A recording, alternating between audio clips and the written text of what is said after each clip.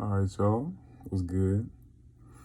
This video is going to be about anxiety, right? And how it's caused, like the root of it, where it comes from, how we perpetuate it, and then what we can do to delete it, remove it, um, get it out of our present moment, our mindset, our attention, removing it from occupying our mind at the current moment, right? So a lot of people suffer with anxiety, and we all know that man suffers the most in his mind, right? So we suffer because of our own choice. We suffer because of our own choosing, our own attraction to that suffering. We gotta take accountability and full responsibility for that fact. That's a fact. That's not an opinion. That's a fact. We suffer because we choose to. Because only we can control our internal world. Only we can control what's going on in our mind, right? So people who are constantly anxious, people who do have the feeling that they need something outside of themselves to restore balance, to bring harmony, to bring peace within themselves, they're lying to themselves. And when you lie to yourself, you can't live in harmony. When you lie to yourself, when you don't keep it real with yourself, when you don't live and operate under natural law, you can't live and express yourself and be in your fullest, happiest, harmonious, most peaceful state of being, because you're living out of balance, right? And I'm doing this, I'm speaking about this from my personal experience, because I used to be addicted to weed, and looking back and after a lot of self-reflection and understanding and digging, I learned that I would smoke weed and I was attracted to that comfort because of the false belief that I had that I couldn't have that peace. I couldn't have that high feeling, that naturally high feeling, without ingesting that substance, without burning that weed and inhaling the smoke into my lungs. But after discovering meditation, breath work, experimenting with meditation, and actually laying down, there's all different types of meditation. For me, what works is when I lay down and I breathe, right? Or I sit down and I breathe, and I focus on my breath, and I repeat it, repeat it. There's times where I've meditated for an hour, 30 minutes. After I'm done, I feel naturally high, and I feel so high and so at peace and so relaxed that I would smoke weed sometimes after, and it would bring me down, right? So I'll be up here. After I smoked weed, I'll be down here. No overthinking, super presence. Down here to I'm thinking about stuff that I wasn't even thinking about, that I didn't even have on my mind. Now I'm not in the present moment. Now I'm thinking about the next time I'm gonna smoke weed. I'm thinking about things that happened in the day or things that are coming up in the future, and it's like it brought me out of that present moment, right? So I learned that I was addicted to it because of not being able to handle my emotions and not believing that the power is within me. I don't know if y'all remember the episode of SpongeBob, the power within, the power within, the power within. Dude, I need to start like putting clips in my videos so people can be seeing it. But that's just how it is for real. The power is within. And like after they stopped chanting that, the dude finished it. He was like, the power within, yeah. But that's what it reminds me of. And when we take full accountability and responsibility for our own inner world and the way we feel and the way we think and the way we operate, we realize that the power is within, and we can live freely and be fully empowered because the power is within, right? So root cause for anxiety is fear of repeating the past and an inability to handle the future, a fear that we are unable to handle the future, right? And a lot of times that can be manifested as overthinking about the worst possible outcomes or negative outcomes that can happen, that are possible, and forgetting to balance it out and think about positive outcomes, the ways we can win, the positive things that can happen, the positive things that we can experience. So for example,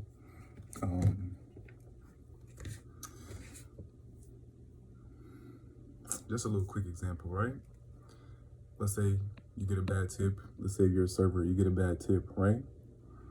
So now you get that bad tip, and it's a bad tip because you see it as a bad tip. A tip is a tip, but a lot of times people get entitled, people get accustomed to certain type of tips. So then when it's not something that they're accustomed to, they don't appreciate it. They label it as bad, right? But we got to detach your mind from that, and that's in every area of life. But anyways, so after that a tip affects their mind, and then they start to repeat and be stuck on that, and now their day is bad. Now their outlook is bad. Now they're more inclined to be seeing these people as cheap. The new people that come in, the new tables, they're more inclined to be looking for the bad vibes, the bad interactions, and doubting themselves and thinking, oh damn, they're not about to tip me. Like it's just a vibe I'm getting. It's just this, it's just that. Making excuses, coming up with proof out of nowhere to reinforce that belief that you created now just because you got a bad tip. And it's all influenced off of the root, which is you seeing that tip is bad, and now it affected your whole outlook. Now it affected the rest of your shift, right? So that's an example of thinking about the future in a negative way, and you don't believe that you can handle that. You don't believe that you can handle more bad tips because of the initial thought that you had, right? So that's just one example, but it shows how important it is that we take control of our mind and how we perceive things, and we be aware of what we attach to within our mind, the labels that we attach ourselves to. Do we be stuck on something that's bad, or do we be stuck on something that's good? Do we just overlook the good things in the day and just be stuck on the bad things? Do we stuck on that one bad thing and then keep replaying it and replaying it and replaying it and thinking about it and let it influence the future steps and like the present, Or do we allow the good things to happen to us and be stuck on that? If you got $100 tip, for example, do you let that paint the rest of the day for you? Do you let that influence the rest of the shift and be happy and excited to talk to people and greet people with love and see the best in the people and know that they're going to also tip you good and they're also going to bless you? There's two sides to everything, right? And we always have to balance that. If we are overthinking about the negative outcome, we got to balance it with overthinking about the positive outcome, because our mind is the creator. And we're going to attach ourselves and we're going to be stuck on what we see and what we put in our mind, So for me, those are the root causes, right, of anxiety. I don't want to be rambling, but I'm trying to make things understandable and explain, right? So fear of repeating the past and fear of our lack of ability to handle the future. And it's all rooted on our perception. It's all rooted in how we first see things, because if you see something that you went through in the past that's negative, then when you do experience that negative thing again in the present moment, since you see it as negative, since you saw it as negative in the past, you're going to receive it in the same way or a similar way. You're not going to adapt in that moment. You're not going to have a different reaction the next time you encounter that experience, right? So auto-suggestion, right? Auto-suggestion is a something that we all do, right? Auto-suggestion is just another word for self-talk, right? How we talk to ourselves, the things that we suggest to ourselves in our mind, right? An example of auto-suggestion is, I can do this. And another example is, I can't, right? Every time we suggest to ourselves that we can't do something, our mind is going to reinforce that, and our subconscious mind is going to receive that and give that back to us and our physical reality, and keep that cycle going in our mental reality, right? So if you believe that you can't learn this new skill and it's hard in the beginning, your mind is going to give you that, you know, like you're going to receive that, and you're going to receive that proof and see that in real life, and you're going to be like, yeah, see, exactly, I knew I couldn't do it, right? But when you tell yourself that you can, and you suggest to yourself that you can do something, your mind is going to take that, receive it, work on it for you, and present it to you in your reality, right? I used to work at this little small electrical controls company, right? Environmatics, you know, installing like little air temp sensors, and installing the wiring and stuff like that for just controlling things connected to AC units and some different things throughout the building, right? Like schools and stuff that we would work on, right? In the beginning, I was very anxious and very, I had a lot of self-doubt, you know, because I never did something like that before, right? And I wasn't very hip to what was going on, the tools that we was using, the terminology, the work that we was doing, right? But after a couple weeks, that wasn't in me anymore. I didn't have no more fear, because of the repetition and doing the same thing every day over and over and over, and learning and repeating and telling myself, oh, I can do this. This is easy. This is simple. Whoa, this is so simple. This is simple, bro. Over and over and over. After a couple weeks, I had no fear. I had no stress. My manager, he was the type of dude who was like, he would talk his shit and be like, yo, y'all got it? Y'all done yet? Like, what's taking y'all so long, man? And it wasn't like he was on our ass, but it wasn't like a funny, like, goofy way, and that's how he just expressed himself, you know, and that's how he was, and I really liked that. And so he was like on us in a positive, like not too heavy way, you know, like y'all need to get this done, y'all need to use y'all's brains and figure it out, and y'all need to be learning and picking this stuff up, you know. And we did, and that's what happened. And by the time I left, those things were easy. A lot of things was like clockwork. I still had questions, I still had things that I was learning and not too comfortable with, but I was way ahead of how I was when I began, right? And instead of telling myself that I can't do this in my mind, instead of being worried and being like, oh shit, can I do this? Asking that, no, I said I can, of course I can. He asked me, hey, do this, tell me to do this right here. He would tell me, okay, cool. Hey, Aaron, you better go do this. You know, you better go do this over here. All right, yeah, I can, I got it, you know? We have to suggest to our minds that we can, you know, we have to suggest to ourselves that we do believe in ourselves, you know. When you believe in yourself, you can handle anything. You can handle those thoughts that come up from the past, and you can change your perception about it in the present moment, so those things aren't seen as negative, so you can see them as a blessing, so you can shift your perspective and see those things that you went through in the past, and when you were going through it, you felt like it was bad, you felt like it was rough, you know, but now you can shift and be in a state of gratitude for it, you know, and see it in a better light, right? All about how we use our mind and what we suggest to ourselves, right?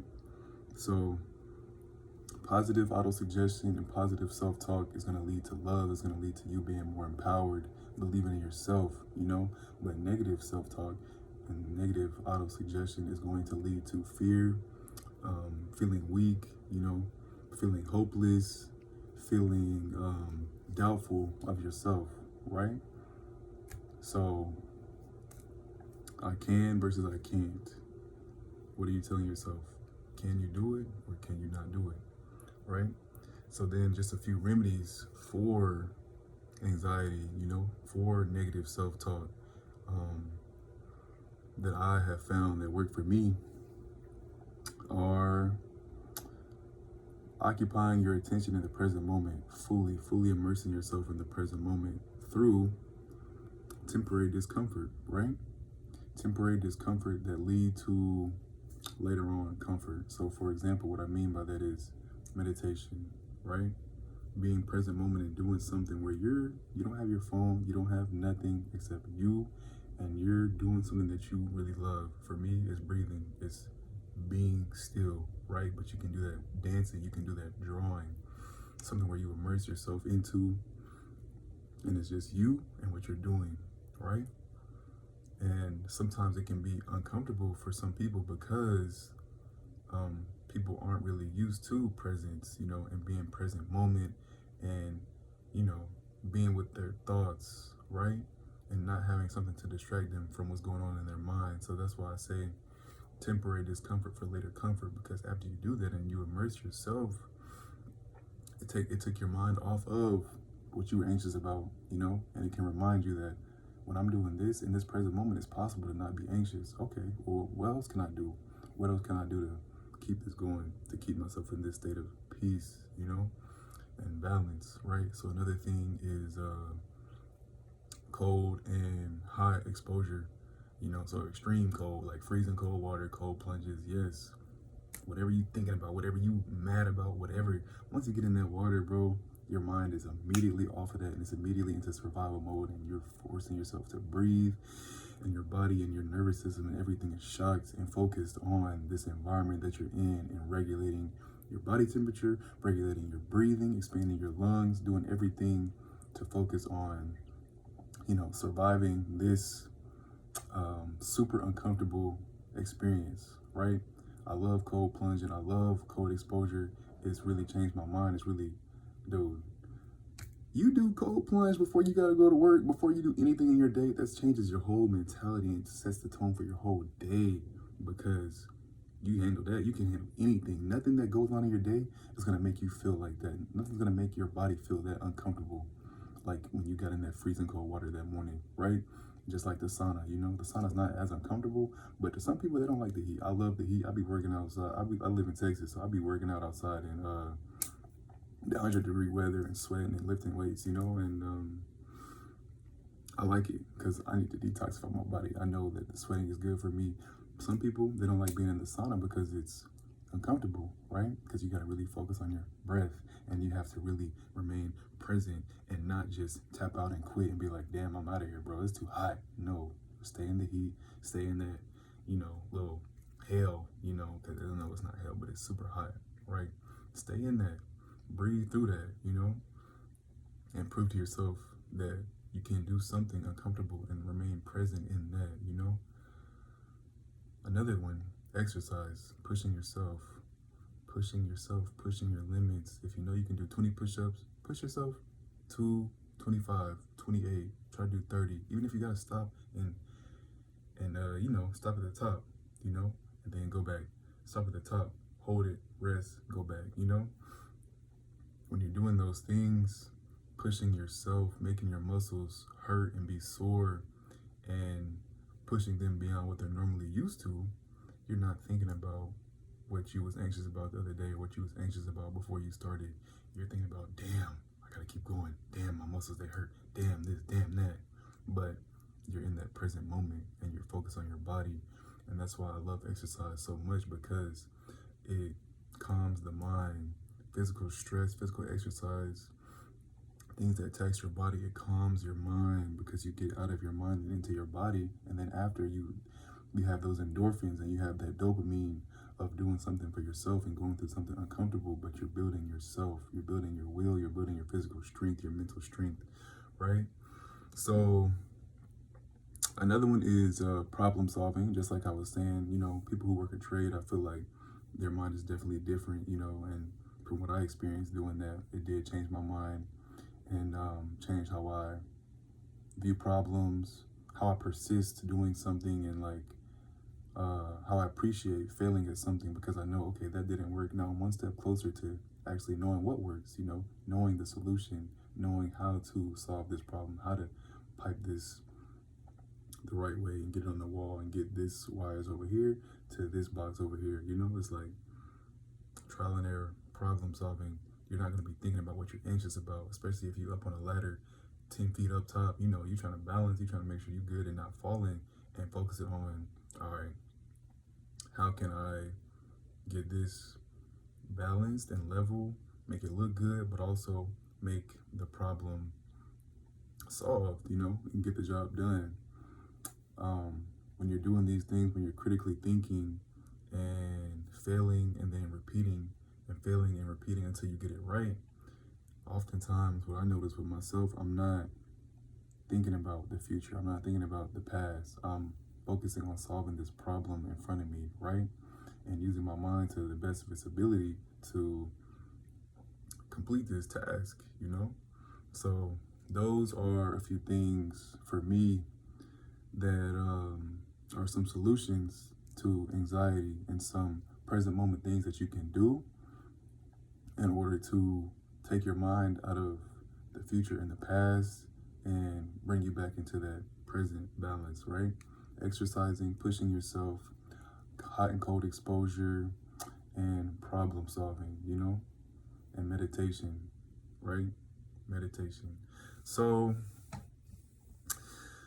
that's it for this video, man. I broke down everything I wanted to break down. Hopefully y'all really understand it.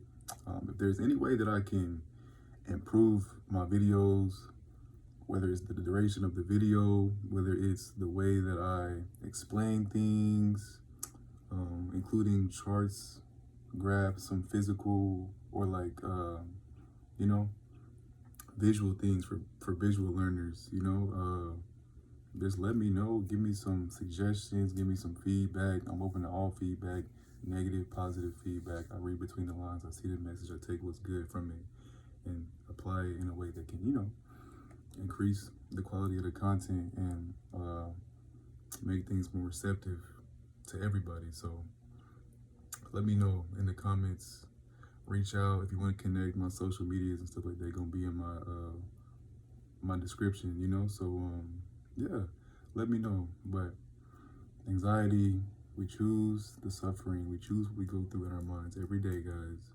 It's a choice to get in, it's a choice to get out. We dig a hole for ourselves, we have to climb out, right? It's our choice. At the end of the day, everything is our choice, and that's where our power comes from. That's where the power comes from. So peace.